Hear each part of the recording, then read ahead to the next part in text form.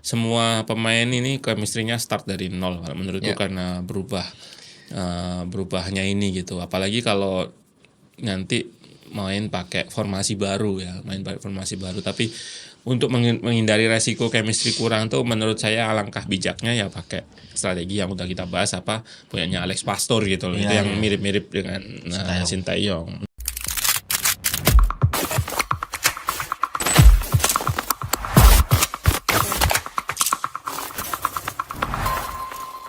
Assalamualaikum warahmatullahi wabarakatuh. Kembali lagi di Ruang Taktik Podcast, channel analitik taktik pertama di Indonesia.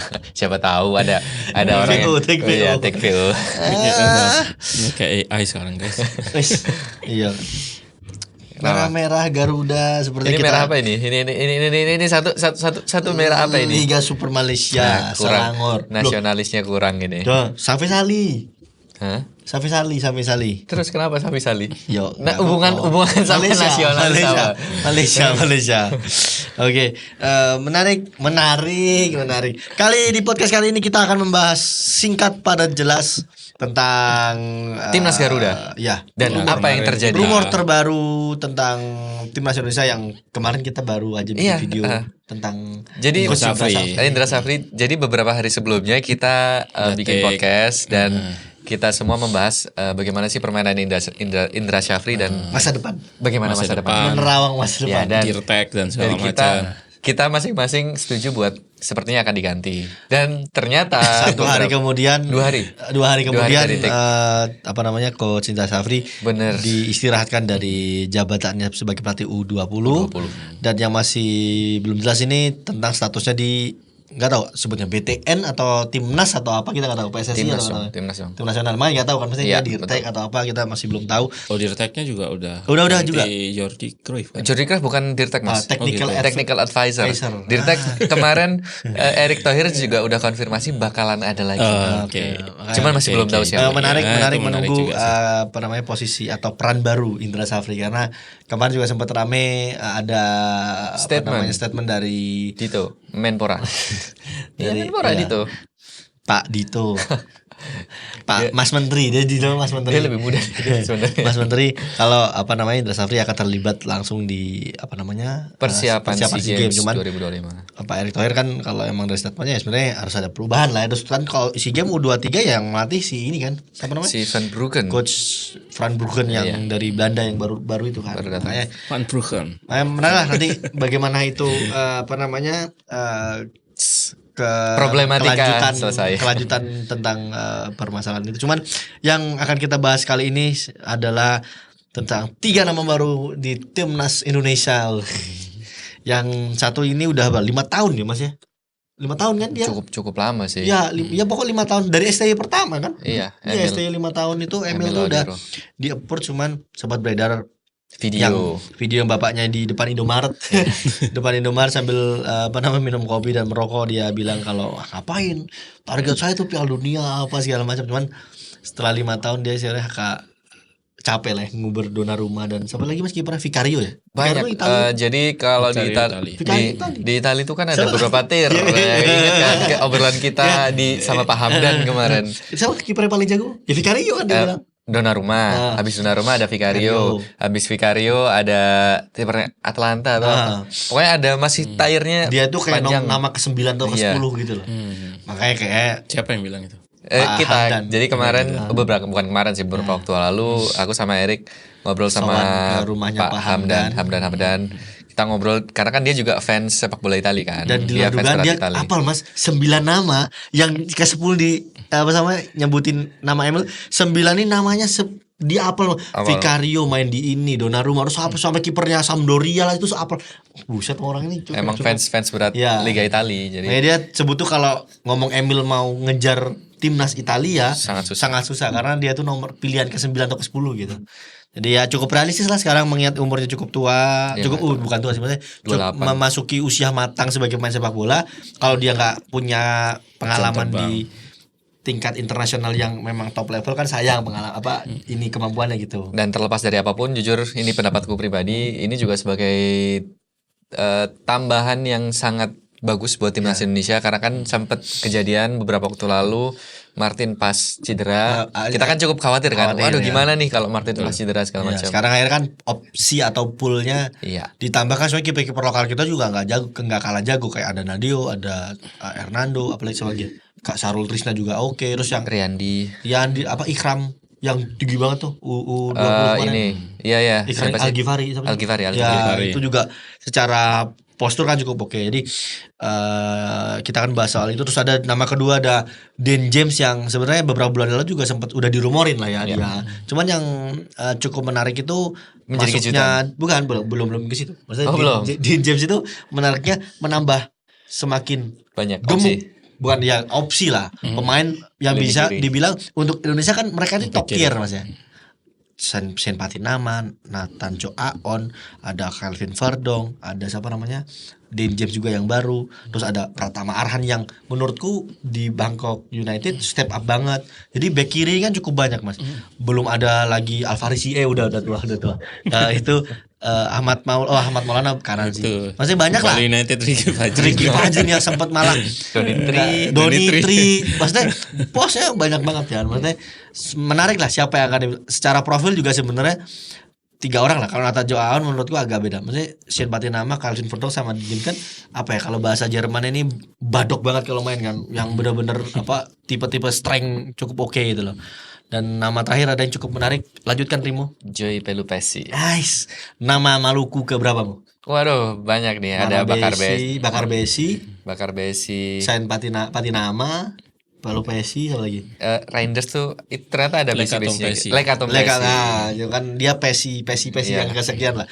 Cuman yang menarik ini usianya Mas, karena dari 5 tahun lah, kita mundur ke 5 tahun ya, atau semenjak Pak Erik menjabat kan yang di naturalisasi ini biasanya di bawah 30 tahun.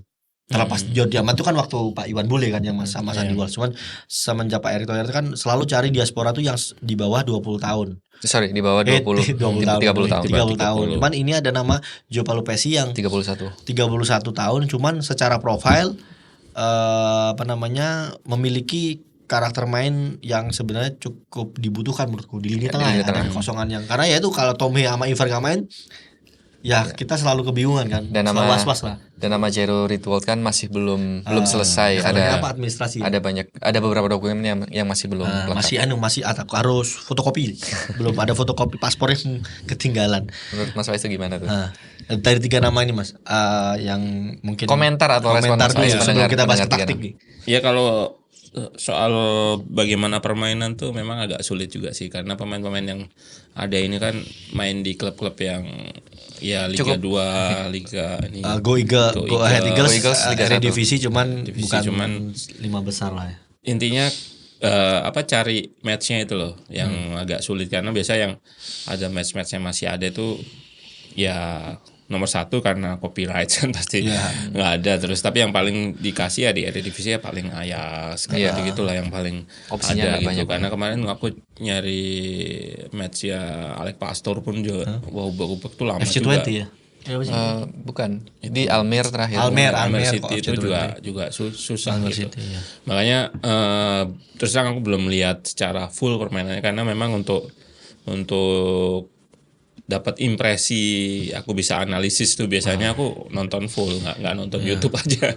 Artinya nggak potongan gitu loh, artinya butuh full di pertandingan gitu. Karena memang ya kalau di YouTube biasanya dipotong ya kan yang bagus aja gitu loh. Nah itu kadang aku nonton tuh kalau bisa ketika timnya kalah dia kayak gimana, ketika timnya menang dia kayak gimana. Itu minimal 2 itulah. Itu nanti bisa nonton 3 pertandingan. Tapi secara in general ya kayak Joel Lekatopesi, pemain yang di tengah memang butuh di situ, di pos itu kan. Meskipun kita di sekarang siapa tuh Kambuaya lagi kayak juga bagus United gitu. Dan yang menarik kan Kluivert sering kan sama staffnya datang ke pertandingan Dewa, datang ke pertandingan Liga 1 ya semuanya lah, nonton Persita, nonton Dewa, nonton Persija.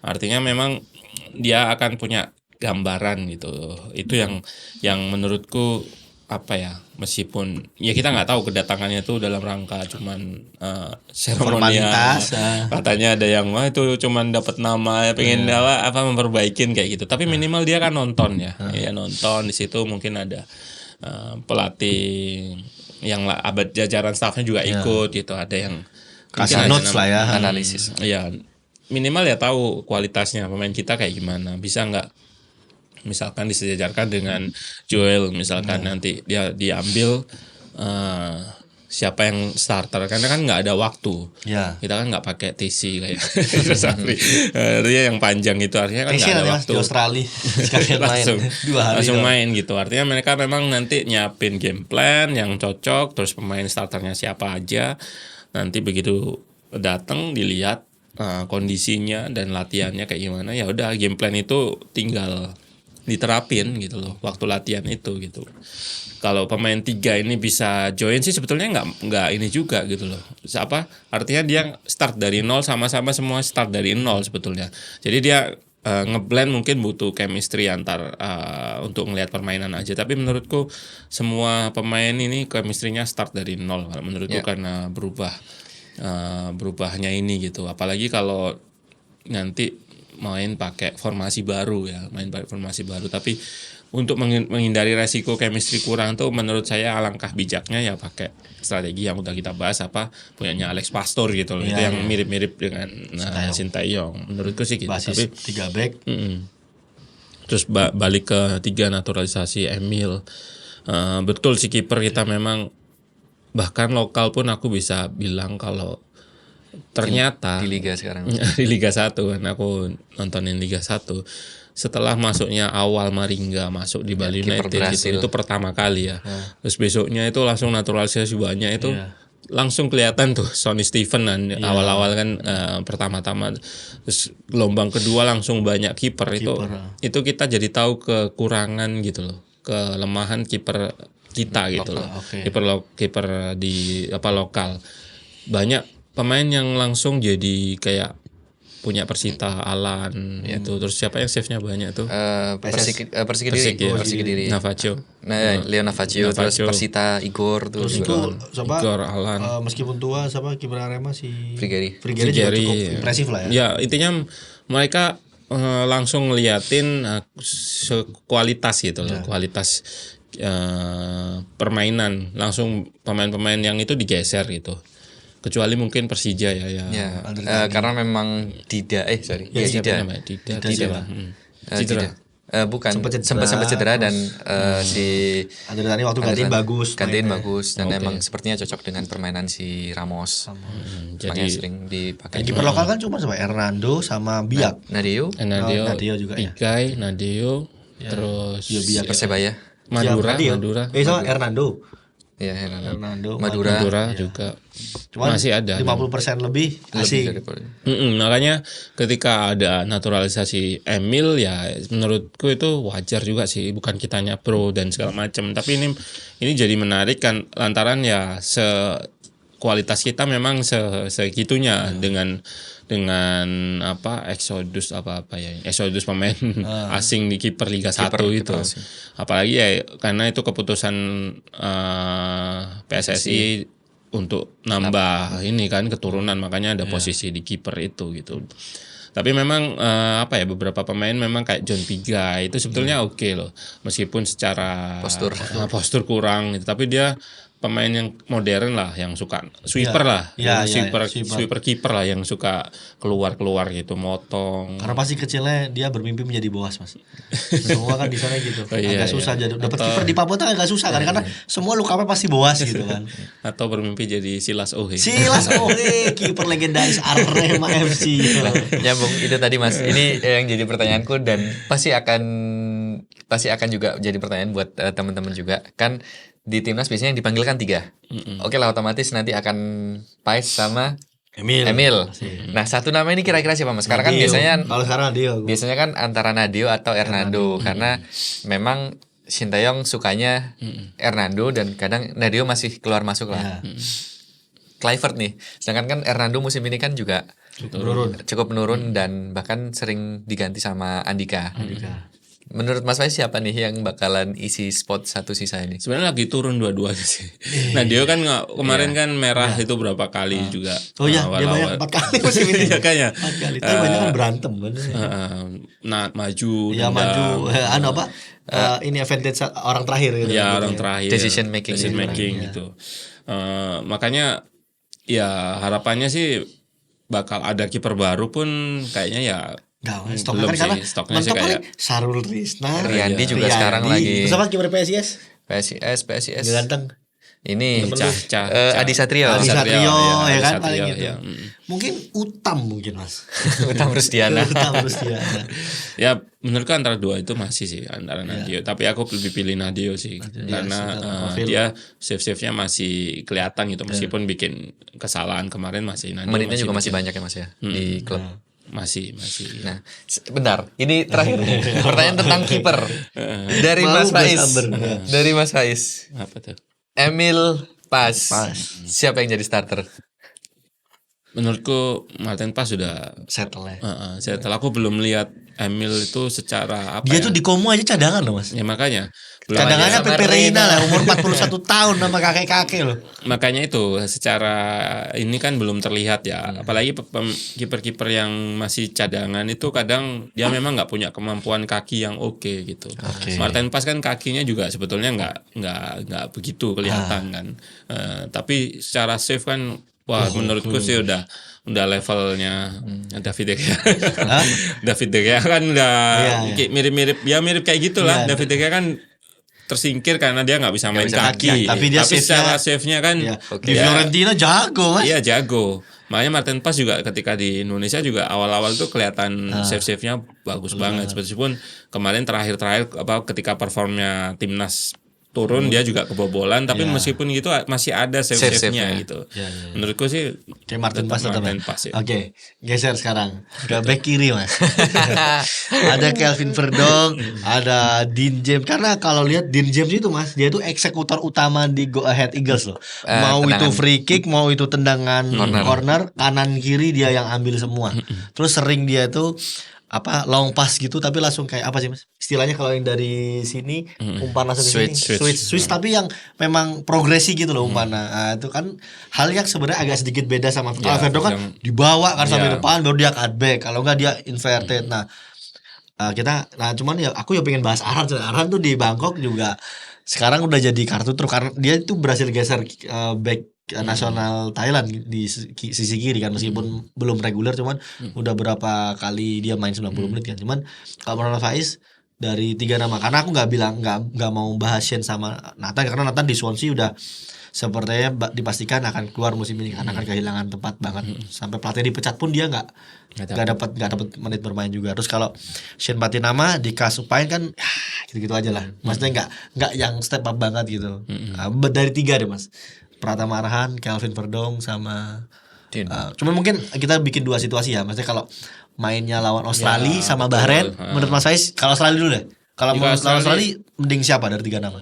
Kalau udah terlihat kita kan ngambil aspek defensif ya Calvin Verdong ya. Calvin Verdong terus dia butuh buat transisi serangan balik dia lebih eksplosif ketika naik ke depan gitu. Sementara Den kan kita ambil dia passingnya. Jadi ketika kita butuh kontrol, butuh pemain yang kayak Den juga. Ketika kita menguasai possession, kita butuh kontrol, kita butuh bola yang nggak gampang hilang. Jadi ya butuh passing yang lebih ini memang pemain-pemain kayak Den, kayak Tom Haye itu kan pemain-pemain yang tipe kontrol gitu.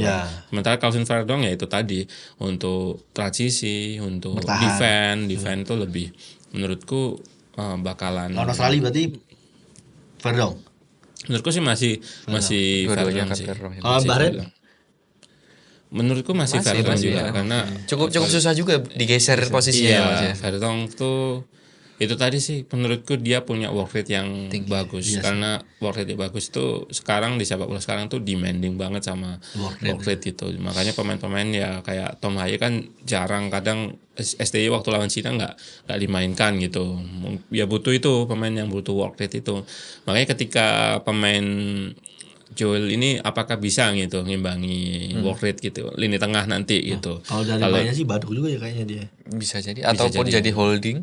Holding kayaknya, midfielder. holding. Tapi yang enak banget sih kalau Tom Hedy ditemenin dia, kayaknya dia tuh kayak suka sabu-sabu kan sangar gitu. Sama tendangan jarak jauhnya sih. Aku belum pernah melihat nonton. Ya cuma nonton. Nggak klip-klipnya dia mempunyai tendangan yang cukup keras dan mungkin tadi nyambung ke sisi kiri, memungkinkan nggak sih Mas kalau let's say Dean James taruh depan di winger, winger. Ragnar taruh mana? Tengah, kanan. Tengahnya Romani, Marcelino. Semuanya main. Ya, maksudnya adalah opsi aja sih. Iya. Memungkinkan nggak sih Mas kalau secara game plan kayak gitu kita punya dua? Ya memungkinkan sih, memungkinkan. Tapi kalau kita lihat formasi 5-5-3-2 atau 5-4-5-3-2, 5 formasi yang sering kita pakai atau 3-4-3 itu ya wingernya cuma satu sebetulnya. Pemain yang ada di wing itu sebetulnya cuma wingback aja ya Calvin Varsang. Tapi kalau misalkan kita mau naruh di depan jadinya dia attacking banget gitu loh, yang posisinya Ragnar ya kan. Itu menurutku sih nggak memungkinkan. Tapi kalau 4-4-2 gitu. Bisa. Itu masih bisa. Kemungkinan bisa, atau 5-4-1 bertahan gitu.